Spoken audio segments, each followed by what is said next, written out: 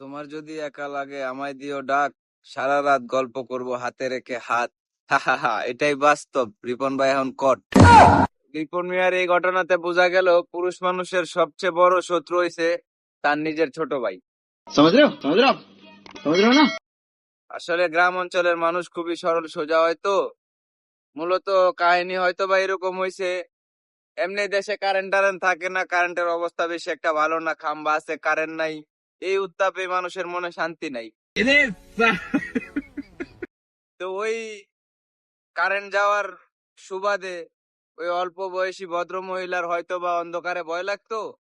রিপন ভাই হারিকেন নিয়ে তার ভয় কাটানোর জন্য হয়তো বা তার ঘরে গেছিল। ভুল একটাই করছে যে হারিকেন জ্বালানোর লেগা সে লাইটার নিয়ে যায় নাই।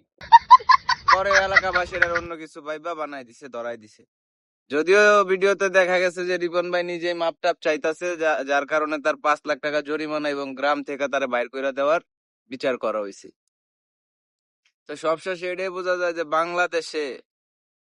বাংলাদেশের মাটিতে যায় যদি আপনি মাটির নিচে যায়ও যদি কোনো ভুল করে থাকেন বা কোনো পাপ করে থাকেন, ওই শাস্তি আপনি পাওয়া যাবেন, কারণ বাঙালি বিনোদনের লেগে সেরা।